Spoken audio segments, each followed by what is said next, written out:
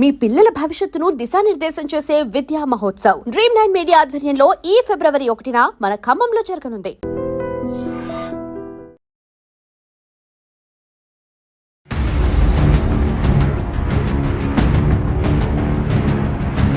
మరోసారి ట్రావెల్ బస్కి సంబంధించిన ఇన్సిడెంట్ ఇప్పుడు కలకలం క్రియేట్ చేస్తోంది. ఇది కంప్లీట్లీ ఎక్కడ అంటే కర్నూలు చిత్తూరు జాతీయ రహదారి మీద జరిగింది. నంద్యాలకు సమీపంలో ఒక బస్, ట్రావెల్కి సంబంధించిన బస్, 36 మంది ప్రయాణికులు ఉన్నారు ఆ బస్సులో. ఒక్కసారిగా కంట్రోల్ కోల్పోయినటువంటి బస్ ఒకవైపు నుంచి అంటే రోడ్డుకి ఇటువైపు ఉన్నటువంటి బస్ రోడ్డుకి అటువైపు వస్తున్నటువంటి ఒక కంటైనర్ ఉన్నటువంటి లారీని ఢీకొట్టింది. దీంతో అక్కడికక్కడే మంటలు అంటుకోవడం, పూర్తి స్థాయిలో ఇందులో ఉన్నటువంటి బస్సులో ఉన్నటువంటి డ్రైవర్ చనిపోవడం, దాని తర్వాత లారీకి సంబంధించిన క్లీనర్, డ్రైవర్ వాళ్ళందరూ కూడా మంటలు అంటుకొని మంటలకు ఆహుతైపోయి స్పాట్లోనే వీళ్ళు ముగ్గురు కూడా చనిపోయారు.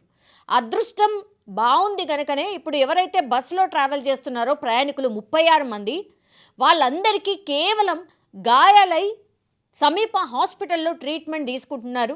కొంతమందికి కాళ్ళు ఇరిగితే, కొంతమందికి చేయిలు, అట్లాగే తలకు గాయాలైనవి, ఇట్లా గాయాల పాలైనరు. కానీ ఎవరికి కూడా అంత పెద్దగా సీరియస్గానైతే లేదు.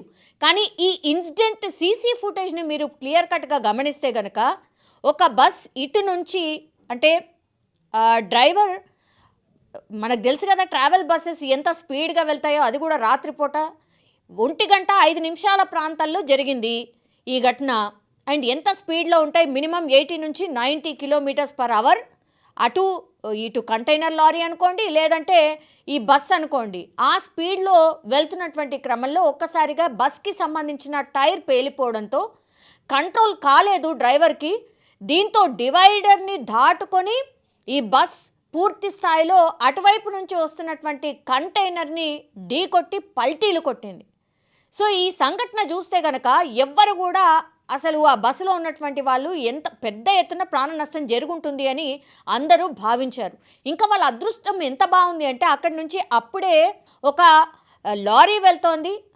ఆ లారీ ఆపి మరి ఆ డ్రైవర్ దిగి పూర్తి స్థాయిలో ఈ బస్కి సంబంధించిన అద్దాల్ని బద్దలు కొట్టిండు. దీంతో అందరూ కూడా ఆ బస్సుల నుంచి ప్రయాణికులందరూ కూడా బయటపడ్డారు. సో అదృష్టం చాలా చాలా బాగుంది అందులో ప్రయాణిస్తున్న వాళ్ళందరిది కూడా. కానీ ఒక్కసారిగా ఈ బస్ ఎప్పుడైతే ఈ కంటైనర్ని ఢీకొట్టిందో డైరెక్ట్గా ఆ లారీకి సంబంధించిన ఈ డీజిల్ ట్యాంక్ ఏదైతే ఉంటుందో దానికి వెళ్ళి ఢీకొట్టింది. వెంటనే ఆ స్పార్క్తోని మంటలన్నీ అంటుకున్నాయి ఈ 2 వాహనాలకి. కానీ అక్కడ లారీకి సంబంధించిన డ్రైవర్, క్లీనర్ చనిపోయిండు, అండ్ బస్కి సంబంధించిన డ్రైవర్ మాత్రమే చనిపోయిండు. కానీ మిగతా వాళ్ళు ఎవరైతే బస్సులో ప్రయాణిస్తున్నారో వాళ్ళెవరికి కూడా ప్రాణాపాయం అయితే తప్పింది. వాళ్ళెవరు కూడా ప్రాణాలైతే కోల్పోలేదు, గాయాలైతే పెద్ద ఎత్తున జరిగింది. కానీ ఈ మధ్య కాలంలో పెద్ద ఎత్తున ఇట్లాంటి ఇన్సిడెంట్స్ జరగడం ఇప్పుడు కలకలం అయితే క్రియేట్ అవుతోంది. అంటే మొన్న మనం చేవెళ్లకు సంబంధించిన దుర్ఘటన మర్చిపోలేదు.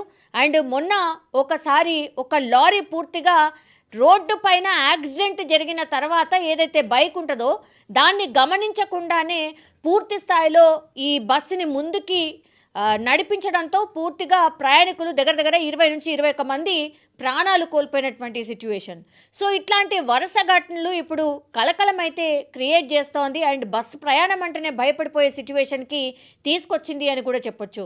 వరుసగా జరుగుతున్నటువంటి ఈ ఘటనలకు సంబంధించి పూర్తి స్థాయిలో విచారణ జరపాలి. అసలు ఏం జరిగింది, ఆ ఘటనలో ఏమి అయ్యుంటుంది అనేది కూడా పూర్తి స్థాయిలో నివేదిక సమర్పించాలి అని ప్రభుత్వం కూడా ఆదేశించినట్టుగా కూడా చెప్తున్నారు. కానీ ప్రయాణికులు మాత్రం కొంత బస్సు ఎక్కాలన్నా భయపడిపోయే సిచ్యువేషన్ వచ్చింది. సో ఇట్లాంటి ఘటనలు జరగకుండా ఉండాలంటే ముందు జాగ్రత్తలు ఒకటి, ఆ తర్వాత ఈ బస్కి సంబంధించి చెకప్స్ కూడా ఫ్రీక్వెంట్గా జరగాలి. అంటే ఇట్లా టెక్నికల్ ఇష్యూసో లేకపోతే ఇట్లా టైర్లు పేలిపోయిన సంఘటనలో ఇట్లాంటి ఘటనలు జరగడం నిజంగా బాధాకరం.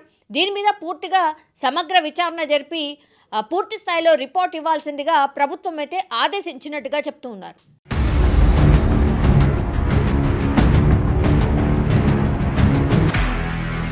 నిజంగా ప్రస్తుతం ఉన్నటువంటి సమాజం దేనికి ప్రయారిటీ ఇస్తుంది?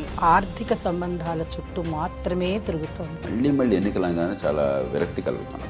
మంచి అనిపిస్తుంది కదా, లేడీస్ కూడా ఛాలెంజింగ్ జాబ్స్ చేసినప్పుడు చాలా బాగుంటది. ట్రాఫిక్ అసిస్టెంట్స్ గా నియమించిన ట్రాన్స్జెండర్స్ తో సాల్యూట్ చేయించుకుంటున్నారు. ఫుడ్ డెలివరీ ఇవ్వటానికి వెళ్ళినటువంటి డెలివరీ బాయ్ అనిల్ పై కళ్ళ ముందు